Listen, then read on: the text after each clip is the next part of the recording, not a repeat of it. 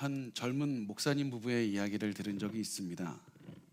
어느 날 그 젊은 목사님의 그 부부의 사모님께서 그 임신을 기다리고 있다가 임신 테스트를 하셨습니다. 그런데 그 아이를 임신했다는 그런 소식을 알게 되었습니다. 그래서 이 두 분은 너무 기뻤고 너무 행복했고 너무 즐거웠습니다. 시간만 조금만 지나면 그 너무나도 귀하고 소중한 아기를 품에 안을 수 있다는 그 생각만으로 굉장히 즐거운 나날을 보냈습니다.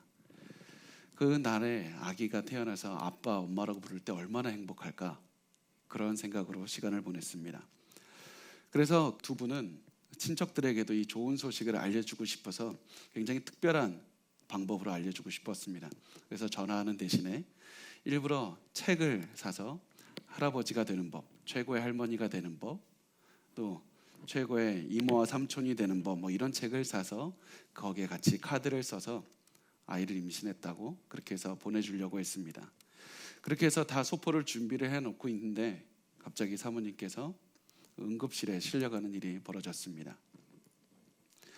그리고 결국 들려온 소식은 아이를 유산하게 됐다는 소식이었습니다. 굉장히 가슴이 아팠습니다. 너무나도 가슴이 아팠습니다. 아이를 어떻게 보낼 수 있을까?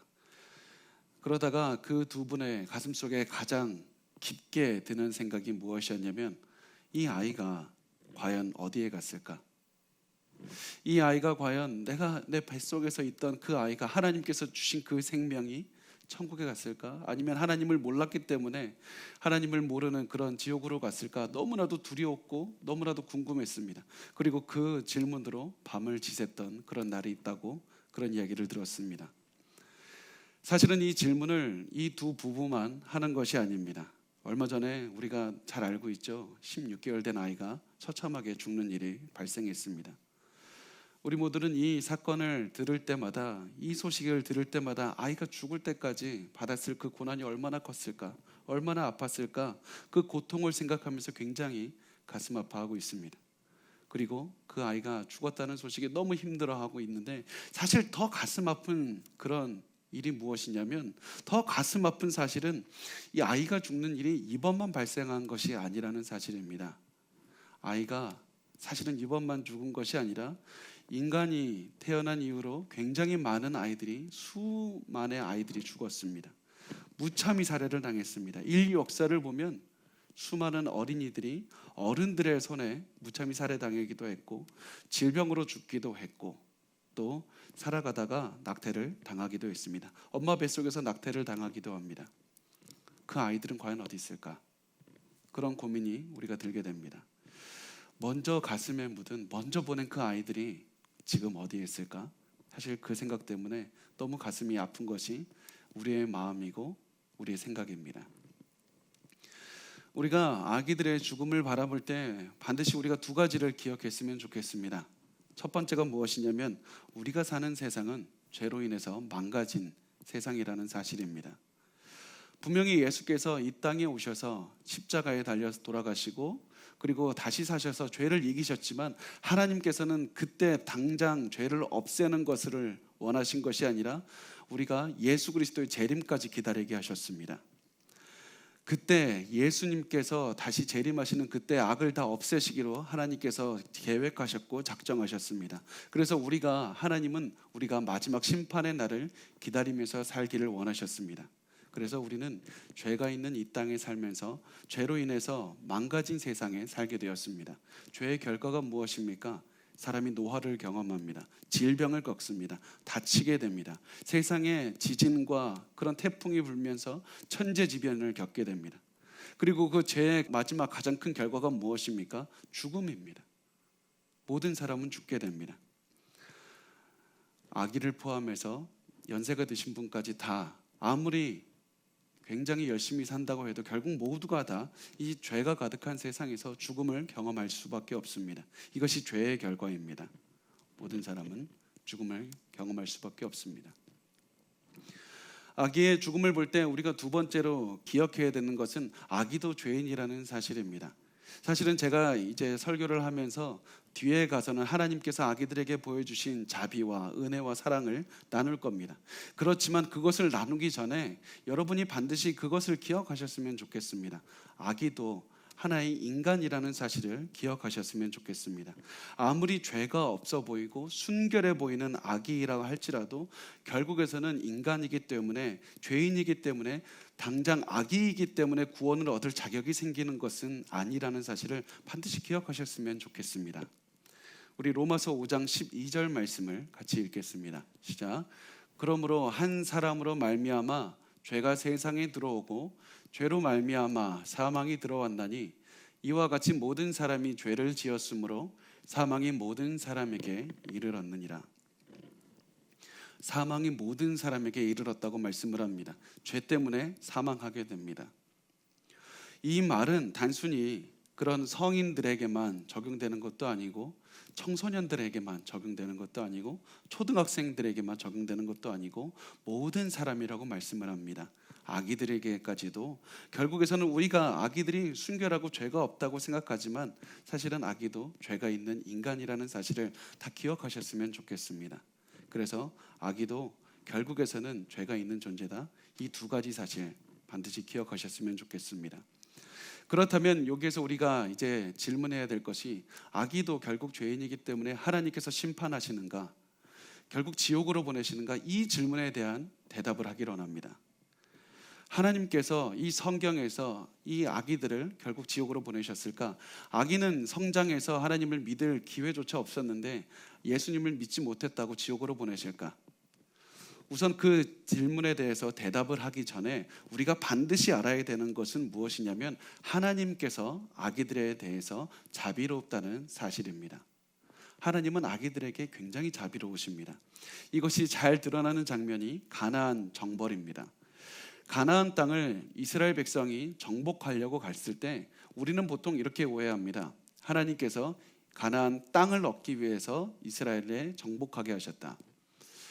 하나님께서는 가나안 땅을 정복하게 하신 이유가 여러 가지가 있습니다. 여러 가지 이유 중에 하나가 무엇이냐면, 가나안의 죄를, 가나안에 사는 민족들의 죄를 더 이상 참을 수가 없었기 때문입니다. 가나안 민족이, 가나안 땅에 사는 민족들이 너무나도 많은 죄를 지어서 더 이상 하나님께서 참을 수가 없어서 그들을 정복하라고, 그 땅을 정복하라고 말씀하신 것이었습니다. 그 사람들이 지었던 여러 가지 죄 중에 하나가 보면, 그들이 섬겼던 바알신은, 그 신화를 보면 바알신은 여동생을 자주 강간했다고 말합니다. 근친상간을 했던 신이 바알신이었습니다. 그래서 그 가나안 민족들은 그 자기들이 섬기는 신과 같이 엄청나게 근친상간의 죄를 짓고 살았습니다. 또 그들이 지었던 엄청나게 큰 죄 중에 하나가 무엇이었냐면 영아살해였습니다. 우리 같이 신명기서 12장 30절과 31절 말씀을 같이 읽겠습니다. 너는 스스로 삼가 내 앞에서 멸망한 그들의 자취를 밟아 올무에 걸리지 말라. 또 그들의 신을 탐구하여 이르기를 이 민족들은 그 신들을 어떻게 섬겼는고 나도 그와 같이 하겠다 하지 말라. 내 하나님 여호와께는 내가 그와 같이 행하지 못할 것이라. 그들은 여호와께서 꺼리시며 가증히 여기시는 일을 그들의 신들에게 행하여 심지어 자기들의 자녀를 불살라 그들의 신들에게 드렸느니라. 이 사람들이 했던 굉장히 큰 죄가 무엇이었냐면, 자기들은 몰렉신을 섬긴다고 했습니다. 몰렉신은 보통 어떻게 생각을 했냐면, 머리에 황소의 머리를 하고 있는 인간의 몸을 한 신이었는데, 이 사람들이 몰렉신을 섬기는 방법은 불을 이렇게 태워놓고 몰렉신의 팔을 벌리고 있으면 거기다가 아기를 얹어놓고 불에 태워 죽이는 그런 방법으로 몰렉신에게 제사를 지냈습니다. 사람들은 아기를 이렇게 바치면 자기들도 복을 받고 아기가 죽는 그 즉시 몰렉신의 옆으로 가서 행복하게 산다고 생각을 했습니다. 이들은 단순히 영화들만 이렇게 했던 것이 아니라 기록을 보면 한 4세까지도, 만 4세까지도 이렇게 산채로 태워 죽였다고 이렇게 얘기를 합니다. 하나님께서 보시기에 더 이상 참을 수가 없었습니다. 아기들을 이렇게 죽어가는 것을 더 이상 볼 수가 없었습니다. 그래서 하나님께서는 더 이상 아기들이 죽는 것을 참을 수가 없어서 가나안을 정복하게 하셨던 겁니다. 이들의 죄를 더 이상 참을 수가 없었던 겁니다. 그리고 이스라엘 백성들에게 너희가 가나안 땅을 정복했을 때, 가나안 땅에서 살게 됐을 때 너희는 이들과 같이 하지 말라. 이들과 같이 어린이들을 이렇게 죽이는 이런 끔찍한 일을 하지 말라, 이렇게 말씀했던 겁니다. 여기서 우리가 잘 알 수 있는 사실이 무엇이냐면 하나님께서는 우상을 숭배하는 가나안 민족의 자식이라 할지라도 그 아기들마저 소중하게 생각했다는 사실입니다. 하나님께서는 단순히 이스라엘 백성의 자식들만 아니라 그 이스라엘 민족의 영아들뿐만 아니라 우상을 숭배하는 자들의 아기들까지도 소중하게 여기셨다는 사실을 기억하셨으면 좋겠습니다. 그래서 하나님께서는 이 아기들을 귀하게 여기시는 하나님께서는 아기였을 때 죽은 그 아이들, 너무나도 어린 나이에 죽은 그 아기들도, 태아 속에서 죽은 아기들도 구원하셨다는 사실입니다. 하나님께서 뱃속에서 죽어간 태아들, 그 태아들과 난지 얼마 안 되는 그 아기들도 결국에서는 구원하셔서 천국으로 인도하신다, 하나님의 임재 앞으로 인도하신다는 것을 우리가 성경의 여러 구절에서 찾을 수가 있습니다. 그 첫 번째 증거가 어디냐면 이 성경에서 몰렉에게 바쳐진 그 아기들에 대한 말씀에서 나옵니다. 우리가 그 말씀을 한번 읽어보겠습니다. 예레미야서 19장 4절 말씀입니다. 같이 읽겠습니다. 이는 그들이 나를 버리고 이곳을 불결하게 하며 이곳에서 자기와 자기 조상들과 유다 왕들이 알지 못하던 다른 신들에게 분향하며 무죄한 자의 피로 이곳에 채웠음이며. 아멘. 여기서 보면 무죄한 자라고 말씀을 하고 있습니다. 무죄한 자를 뜻하는 것이 무엇이냐면, 누구냐면 몰렉에게 바쳐진 그런 어린아이들을 뜻하고 있습니다. 하나님께서는 이 아기들을 무죄하다고 말씀을 합니다.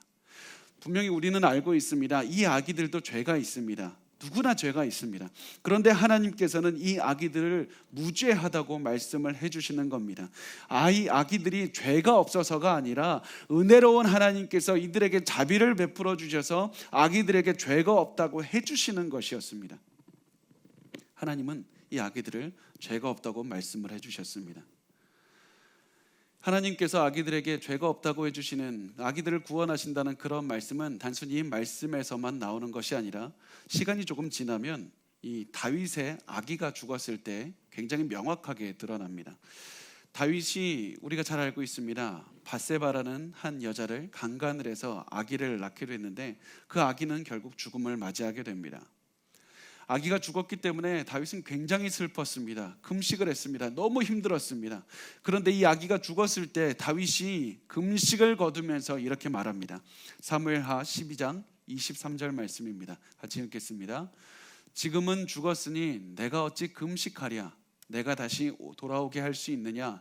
나는 그에게로 가려니와 그는 내게로 돌아오지 아니하리라 하니라. 이 짧은 고백에서 엄청난 신학적인 이야기를 하고 있습니다.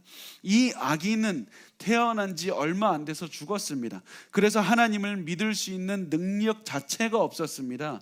그래서 다윗이 이 아이가 하나님을 믿지 못하고 죽었으니 지옥에 갔을 것이다, 안타깝고 슬퍼한다고 이렇게 말하는 것이 아니라, 다윗이 했던 고백은, 굉장히 중요한 고백은 내가 죽으면 이 아이가 있는 곳으로 갈 것이다, 이렇게 말합니다. 아이가 지옥에 가서 나도 지옥 갈 것이다, 이런 얘기가 아니지 않습니까? 이 다윗이 믿었던 고백이 무엇이냐면, 이 아이는 죽었을 때 하나님 바로 앞으로 갔다, 죽자마자 하나님 앞으로 갔다, 그래서 하나님 앞으로 가서 살고 있고 영원히 하나님과 동행하면서 살 것이다, 그리고 내가 언젠가 죽었을 때 나도 하나님께로 갈게 될 것인데 그때 내가 그 아이를 다시 만나리라, 그 소망을 표현했던 겁니다. 내 아이는 비록 이 땅에서 숨을 거두었지만 하나님 앞에서 영원히 살 것이고, 나도 언젠가 죽었을 때 그 아이 앞에 가서 영원히 기뻐하며 살 것이다, 언젠가 우리가 다시 만나서 그렇게 기뻐하며 살리라는 소망을 표현한 것이었습니다. 그래서 다윗에게 있어서 천국은 단순히 편하게 사는 곳, 단순히 그냥 무병장수하고 영원히 사는 곳, 그런 곳이 아니었습니다. 다윗에게 있어서 천국은 내가 사랑하는, 내가 먼저 보낸 그 아이와 영원히 기뻐하며 살 수 있고, 나를 사랑하는 하나님과 영원히 사는 곳, 그것이 바로 천국이었습니다. 다윗은 그래서 그 소망을 가지고 이렇게 얘기했던 겁니다. 내가 그에게로 가리라. 그는 내게로 돌아오지는 못하지만 나는 그에게로 갈 것이다. 하나님께서 아기들을 구해 주신다는 장면은 단순히 구약에서뿐만이 아니라 신약에서도 등장을 합니다. 하나님께서 세례 요한에 대해서 말씀하실 때 나타나고 있는데, 천사가 세례 요한의 아버지가 될 사가랴를 찾아가서 세례 요한에 대해서 말을 할 때 이렇게 말을 했습니다. 누가복음 1장 15절 말씀입니다. 같이 읽겠습니다. 이는 그가 주 앞에 큰 자가 되며 포도주나 독한 술을 마시지 아니하며 모태로부터 성령의 충만함을 받아.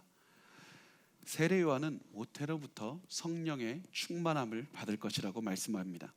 다시 말하면 어떤 표현이냐면, 세례 요한은 태어나기도 전에 성령의 충만함을 받을 것이라고 말씀을 하고 있는 겁니다.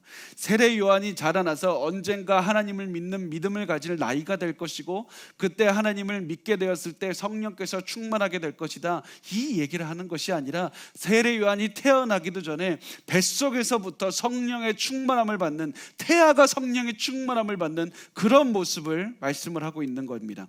그래서 조직신학자인, 굉장히 유명한 조직신학자인 웨인 그루뎀 교수가 자신의 저서인 조직신학이라는 책에서 누가복음 1장 15절, 우리가 나눈 그 말씀을 보면서 이렇게 언급을 하고 있습니다. 세례 요한은 태어나기도 전에, 보온하기 전에, 태어나기 전에 이미 거듭났다, 보온하기엔 태어나기 전에 거듭났다고 말할 수 있을 만큼의 그런 사건이라고 오늘 이 누가복음 1장 15절을 표현하고 있습니다. 하나님께서는 태아도, 태어나기 전에도 변화시키시고 성령의 충만함을 주시는 그런 하나님이십니다. 그리고 이 아기들을 사랑하시는 모습은 단순히 이 다른 데서만 나타나는 것이 아니라 예수 그리스도에게서도 드러나게 됩니다. 우리 마가복음 10장 13절부터 16절까지의 말씀을 같이 읽어보겠습니다. 시작.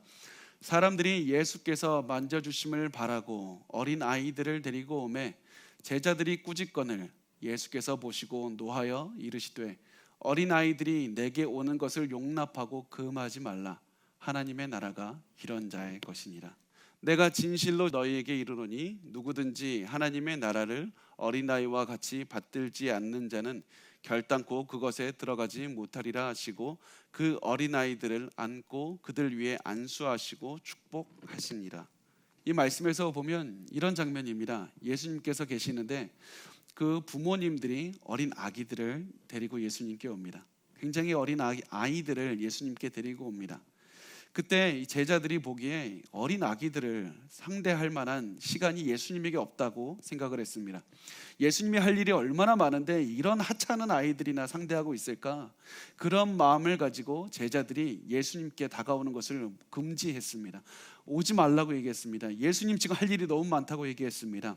그때 예수님께서 오히려 어린 아기들을 가까이 오라고 하시면서 굉장히 중요한 말씀을 하셨습니다. 그것이 무엇이냐면, 어린 아이들이 내게 오는 것을 용납하고 금하지 말라.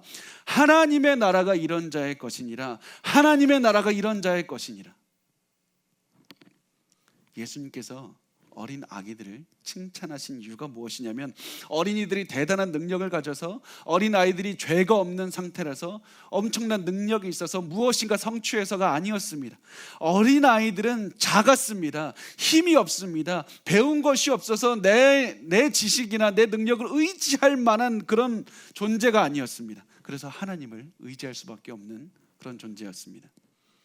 그래서 하나님 앞에 있는 그대로 나왔던 것이 어린아이들이었습니다. 예수님 앞에 어린아기들은 그런 모습으로 있는 모습 그대로 나왔습니다. 그래서 어린아이들이 자기의 능력을 믿지 않고 그렇게 살아가는 모습을 보고, 예수님께서 하나님의 나라가 이런 자의 것이니라. 너희도 하나님의 나라에 가려면 어린아이와 같이 되어야 된다, 이렇게 말씀하시면서 예수님은 어린아이들을 사랑하셨던 겁니다. 그리고 나서 굉장히 중요한 사건이, 예수님께서 어린 아기들을 안으시고 안수하시고 축복하셨습니다. 안으시고 안수하시고 축복하셨습니다. 성경에서 보면 예수님께서 축복하셨다는 말씀은 굉장히 중요합니다. 예수님께서 bless, 복을 주셨다는 말은 굉장히 중요합니다. 왜냐하면 예수님은 단 한 번도 하나님의 나라에 속하지 않은 사람들에게 축복하신 적이 없기 때문입니다. 예수님은 축복하셨을 때 굉장히 중요한 의미를 가지고 있습니다. 그래서 예수님께서 아이들을 사랑하시고 아이들을 축복하셨다는 의미가 너무나도 중요한 의미가 됩니다. 하나님께서는, 그래서 우리가 결론 지을 수 있는 것은, 하나님께서는 우리가 알 수는 없지만, 어떠한 방법인지는 알지 못하겠지만 예수 그리스도를 통해서 은혜를 주셔서 아이들을 구원하신다. 이것을 우리가 결론을 내릴 수 있는 겁니다. 자, 우리가 이것을 결론을 내고 한 가지 더 우리가 살펴보겠습니다. 하나님은 그렇다면 왜 아기들에게 특별히 대우하실까? 아기들을 특별히 이렇게 구원하실까? 그 말씀에 대한 답이 로마서 1장 19절과 20절에 나옵니다. 우리 같이 읽겠습니다. 이는 하나님을 알만한 것이 그들 속에 보임이라. 하나님께서 이를 그들에게 보이셨느니라. 창세로부터 그의 보이지 아니하는 것들, 곧 그의 영원하신 능력과 신성이 그가 만드신 만물에 분명히 보여 알려졌나니 그러므로 그들이 핑계하지 못할지니라. 자, 여기서 사람들이 하나님에 대해서 알 수밖에 없는 두 가지 이유를 나타내고 있는데, 두 가지 이유 중에 첫 번째가 무엇이냐면, 사람은 창조물, 자연만 봐도, 세상만 봐도 하나님께서 존재하신다는 사실을 알 수 있다는 겁니다.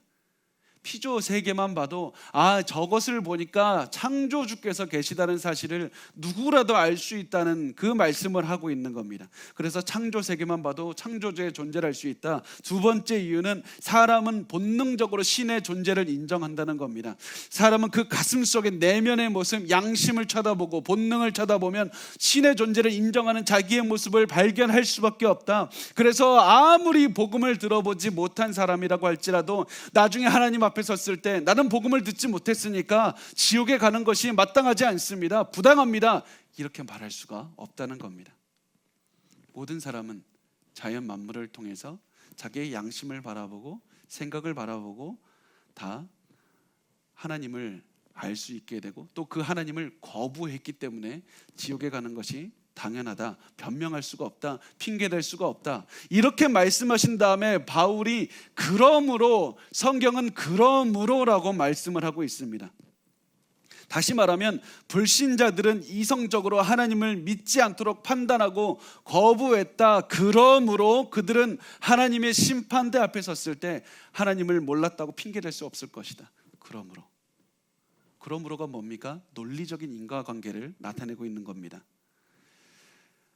세상을 보고 이성적인 판단을 할 수 있거나 양심을 볼 수 있는 그 사람들은 나중에 하나님의 심판대 앞에서 어떠한 변명도 할 수 없을 것이다. 여기서 중요한 것이, 우리가 주목해야 될 말씀이, 자, 그러면 처음부터 우리의 세상을 바라볼 수 없었던 사람은 어떨까요? 세상을 바라봤을 때, 피조 세계를 바라봤을 때 하나님 창조주를 알 수 있다. 그렇다면 어머니의 뱃속에서 낙태가 되거나, 그리고 어머니의 뱃속에서 유산이 되어서 이 피조 세계 자체를 볼 수 없었던 아기는 어떻게 될까요? 또 세상에 나와서 세상을 보기는 하지만 너무 어린 아이라서 그것을 인식하지 못하고 자기의 가슴 속의 양심과 그런 본능을 구별해낼 수 없는, 그런 능력 자체가 없는 아기들은 어떻게 되겠습니까? 여기서 조금만 더 우리가 전진시켜보면, 처음부터 태어났을 때부터 정신적으로 너무나도 힘들어서 어린 아기의 그 정신을 가지고 계속해서 살아가는 분들도 계십니다. 심각한 정신적인 그런 아픔을 가지고 살아가시는 분들이 있습니다. 이분들은 아무리 나이가 들었다 손치더라도 자신의 새 피조 세계를 바라보고 하나님을 바라볼 수 있는 그런 능력 자체가 없으신 것이고, 또 그 양심을 바라보고 하나님을 깨달을 수 있는 능력 자체가 없는 겁니다. 그래서 수많은 신학자들과 수많은 일반적인 복음주의권에서, 그리고 저를 포함해서 많은 목회자들과 신학자들이 하나님께서는 이들에게 특별히 자비를 베풀어 주신다, 하나님께서는 이들에게 특별히 구원을 해주신다, 이렇게 말을 하고 있는 겁니다. 단순히 이들이 불쌍해서, 단순히 이들이 그냥 천국 갔으면 좋았겠어서 그렇게 말하는 것이 아니라, 이 신학자들과 저를 포함해서 모든 목회자들이 이렇게 얘기를 하는 것이 아니라, 단순히 불쌍해서, 단순히 안타까워서, 낙태된 자들이 단순히 안타까워서 그래서 천국 갔으면 좋겠다, 이런 희망을 가지고 이야기를 하는 것이 아니라 성경에서 말씀을 하고 있기 때문입니다. 성경에서 하나님께서 이들을 구원하신다. 단순히 우리가 믿고 싶기 때문이 아니라 성경에서 예수 그리스도의 은혜로 그들을 구원하신다고 말씀하고 있기 때문에 우리가 그렇게 믿는 겁니다. 그래서 여러분 가운데 예전에 낙태를 하신 그런 경험이 있습니까? 그래서 그런 끔찍한 죄의 모습에서 시간을 돌이켜 보니까 이게 죄구나. 내가 하나님께서 주신 너무나도 소중한 생명을 그렇게 보냈구나. 이런 마음에 괴로워하면서 사시는 분이 있습니까? 혹시 여러분 가운데 유산의 고통 때문에 아파하시는 분이 있습니까? 그렇게 사랑하는 아기였는데 한 번 얼굴도 쳐다보지 못하고 뱃속에서 그냥 먼저 세상을 떠났다는 그 아픔에 가슴 아파하시는 분들이 있습니까? 아니면 아기는 태어나긴 했는데 얼마 지나지 않아서 죽은 그런 경험을 하신 적이 있습니까? 그런 너무나도 가슴 아픈 경험을 하신 분이 있다면 여러분 마음의 위로를 받으시기 바랍니다. 그 아기들은 낙태가 되는 즉시, 유산이 되는 즉시, 그리고 이 땅을 떠나는 즉시 하나님은 앞으로 가서 지금도 영원히 거하고 있을 것이기 때문입니다. 그 아기들은 지금도 하나님 앞에서 기쁨을 누리면서 살아가고 있고 영원히 기쁨을 누리면서 살아갈 겁니다. 그래서 우리가 그 아기들을 보면서 위로를 받으셨으면 좋겠습니다. 그 아기들을 생각하면서 너무나도 즐거워했으면 좋겠습니다. 그런데 우리의 신앙은 절대로 여기서 멈추면 안 됩니다. 우리 아기들이, 그 아기들이, 너무나도 소중한 아기들이 하나님 앞에 갔다, 그것만으로 만족을 절대로 누려서는 안 됩니다. 우리의 목표는 어디로 가야 됩니까? 나도 그곳으로 가야 되겠다. 나도 그 아기들이 있는 천국으로 하나님께 가게 해달라고 소망을 두고, 천국의 소망을 두고 살아가야 되는 것입니다. 우리의 시선은 더 이상 그 아기들 때문에 아파하는 것이 아니라 그 아기들이 기뻐하는 천국을 바라보면서 나를 사랑하시는 그 하나님 아버지가 계신 그곳 천국으로 우리의 시선을 돌리고 우리의 소망을 거기에 두고 살아가야 되는 것입니다. 19세기의 유명한 설교자였죠. 찰스 스펄전 목사님이라는 분이 자식을 잃어서 슬퍼하는 부모님들에게 이렇게 말을 했습니다. 자, 여기에 계신 어머님과 아버지들이 반드시 알아야 될 것은 하나님께서 여러분에게 갓난 아기를 데려가셨다면 그 아기는 분명히 잘 있다는 사실입니다. 아기를 잃어서 슬퍼하는 부모님께 우선 이렇게 말을 한 다음에 더 스펄전 목사님은 이어갔습니다. 그 아기들이 천국에 있다고 말을 한 다음에 이렇게 말을 합니다. 여기 있는 많은 분의 아이가 천국에 있습니다. 그렇다면 우리도 그곳에 가는 것을 소망해야 되지 않겠습니까? 믿음이 없는 어머니들이여, 천국에 있는 여러분의 아기가 여러분을 낙원으로 부르고 있습니다. 믿음 없는 아버지들이여, 회개하지 않는 아버지여, 당신을 즐겁게 쳐다보던 그 눈이 지금은 하늘에서 당신을 내려다보고 있습니다. 여러분, 우리 가운데 살아가다가 죽은 그 아기들, 세상에 한번 나와보지도 못하고 죽은 그 아기들이 생각날 때마다 우리는 천국에 대한 소망을 가져야 됩니다. 우리는 그 누구보다도 우리를 사랑하는 하나님과 그리고 그 아기들이 있는 천국에 대한 소망을 가지고 그 천국을 바라보면서 살아가야 됩니다. 우리를 사랑하는 그 아기들이 있는 그곳, 또 우리 가정 가운데 우리를 먼저 떠난 가족이 있는, 그래서 예수 그리스도 옆에 살아가는 그 가족이 있는 그 천국으로 우리 애가 그 소망을 두고 살아가야 됩니다. 그래서 그곳을 바라보며 살아가야 되는데, 그래서 성경은 그곳을 바로 천국을 고향이라고 말을 하고 있습니다. 천국이 고향이라는 겁니다. 왜 그렇습니까? 우리가 사랑하는 가족들이 거기 있습니다. 우리를 사랑하는, 가장 사랑하는 하나님 아버지가 거기 계십니다.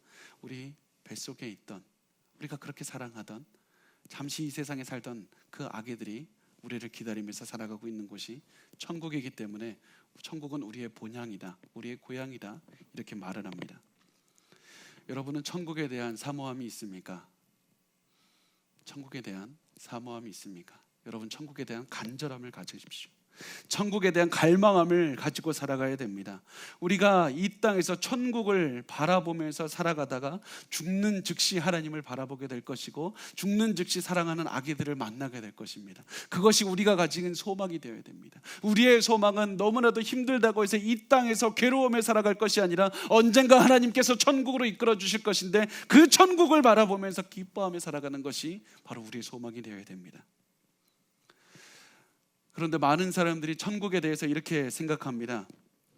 사람이 죽으면 잠시 기다리는 곳이 있다가 예수님께서 마지막 심판을 하시고 나면 천국에 그때야 가게 될 것이다. 그래서 아기들이 지금 당장에 죽었지만 하나님을 만나지 못하고 기다리는 장소에 있다가 하나님을 만나게 될 것이다, 이렇게 생각합니다.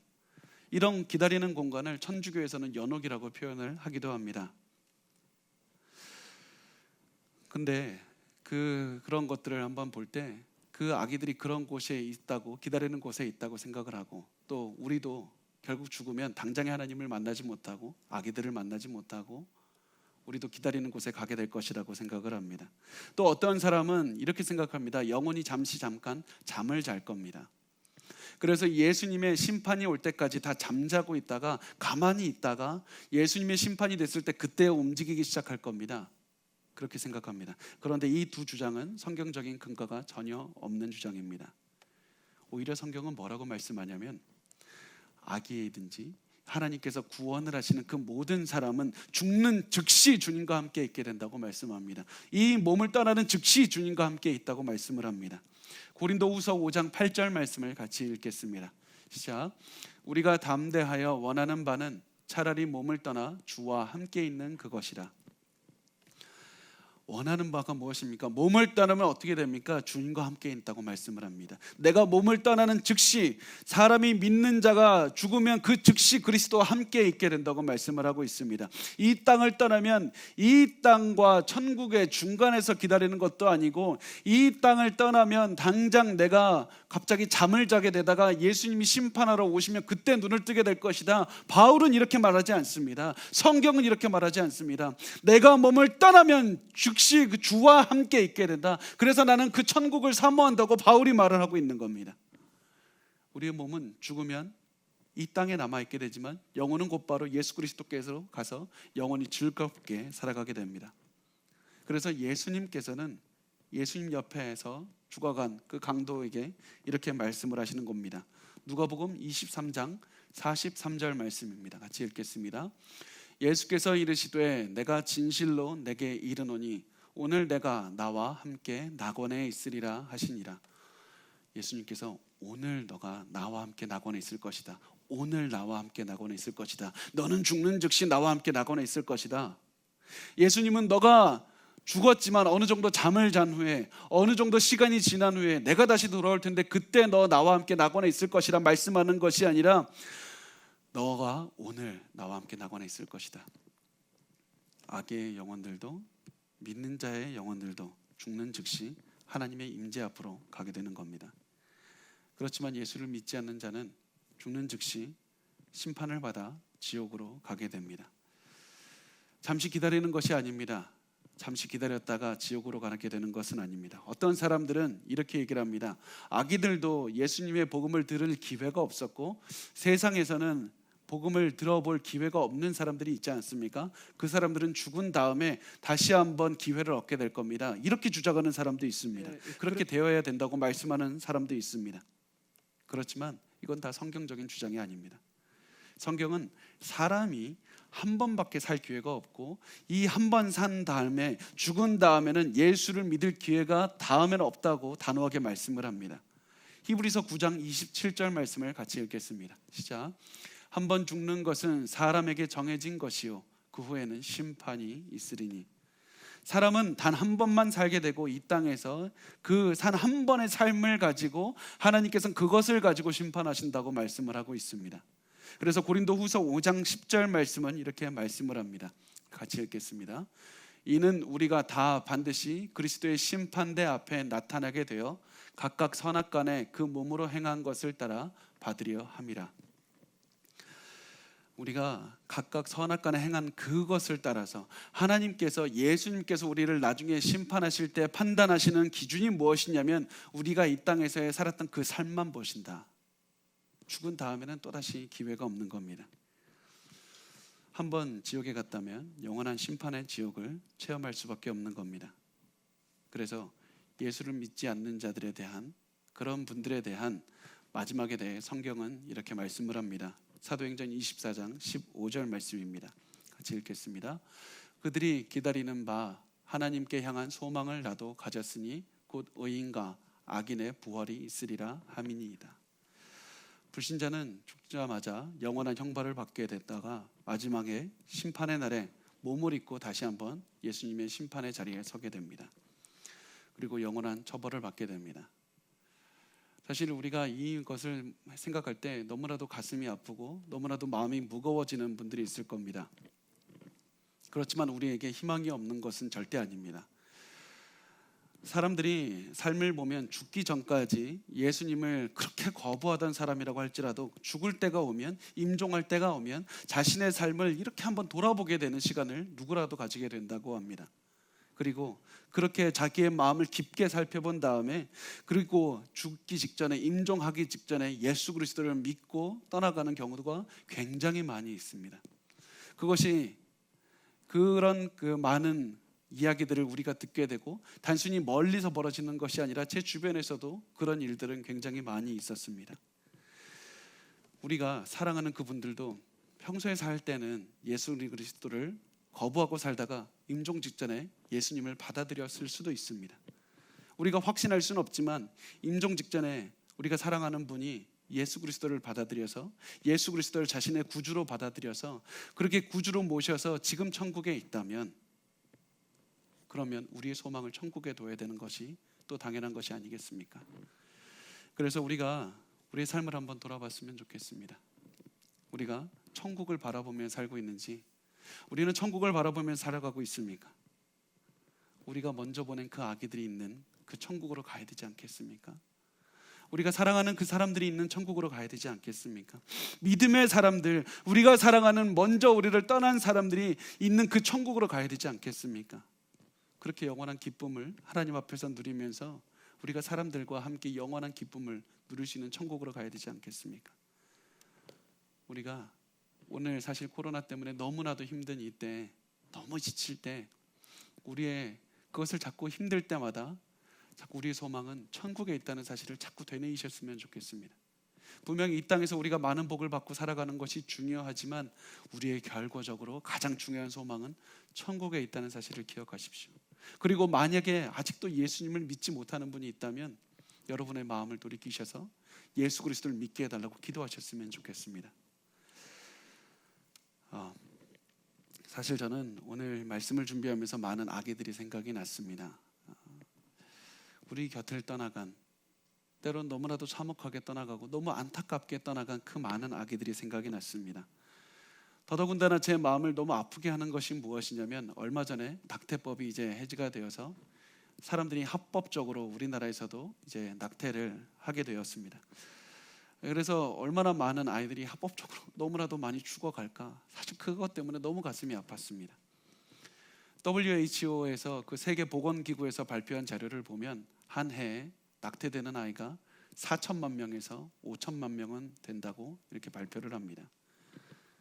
이 모든 아이들이 생각이 났습니다. 너무 가슴이 아팠습니다. 너무 슬펐습니다. 사실 마음이 너무 괴로웠습니다. 그런데 이렇게 슬퍼하고 괴로워하면 할수록 하나님께서 제게 주시는 소망이 무엇이냐면 다윗의 모습을 자꾸 보여주셨습니다. 다윗이 언젠가 천국에서 다시 만난 아기를 생각하면서 기력을 찾고 다시 한번 이 땅에서 하나님의 뜻을 따라서 살아가는 그 모습을 자꾸 보여주셨습니다. 천국에서 우리는 다시 만날 것이다. 천국에서 다시 만날 것이다. 그러니 끝까지 최선을 다해서 천국을 바라보면서 살아가야 되는 겁니다. 끝까지 가슴속에 여러분 아기를 품으신 분이 있다면 끝까지 천국을 바라보면서 사십시오. 언젠가 그 아기들을 다시 만날 그 날을 바라보면서 천국을 향해 살아가셨으면 좋겠습니다. 우리 그래서 데살로니가전서 4장 13절 말씀 우리 같이 읽겠습니다. 형제들아, 자는 자들에 관하여는 너희가 알지 못함을 우리가 원하지 아니하노니 이는 소망 없는 다른 이와 같이 슬퍼하지 않게 하려 함이라. 소망 없는 자들과 같이 슬퍼하지 말라. 소망 없는 자들과 같이 슬퍼하지 말라. 우리는 희망이 있다. 왜 그렇습니까? 저는 이 말씀을 계속해서 계속 생각이 나면서 무엇을 생각이 들었냐면, 언젠가 우리가 천국에 갔을 때, 우리가 언제 천국에 갔을 때 우리를 맞이하는 그런 수많은 인파가 있을 겁니다. 하나님 아버지도 우리를 맞아 주실 것이고 수많은 인파가 우리를 맞을 것인데, 그 맞이하는 사람 중에는 우리보다 먼저 세상을 뜬 우리의 사랑하는 가족들도 있을 것이고 사랑하는 교회 식구들도 있을 것이고, 그리고 그 중에서는 어머니의 뱃속에 있다가 낙태되어 죽은 아기들도 있을 것이고, 또 어머니의 뱃속에서 유산된 아이들도 있을 것이고, 또 이 땅에서 너무나도 안타깝게 너무 일찍 생을 마감한 아기들도 있을 겁니다. 그 모든 아기들이 우리를 반가이 천국에서 맞이할 겁니다. 그리고 그곳에서 또 평생 어린 아기의 그런 지식을 가지고 지능을 가지고 살아가신 그분도 있을 겁니다. 우리가 그날을 바라보면서, 언젠가 다시 만날 천국을 바라보면서 우리가 천국을 소망을 두고 살아갔으면 좋겠습니다. 우리 모두 다 천국에서 다시 만날 겁니다. 그러니까 우리 그날을 바라보면서 기뻐하며 살아갔으면 좋겠습니다. 소망 없는 자같이 슬퍼하는 것이 아니라 우리가 기뻐하면서 소망을 가지고 하늘을 바라보면서 살았으면 좋겠습니다. 이 땅 위에 서서 하늘을 바라보는 그 삶이 여러분의 삶이었으면 좋겠습니다.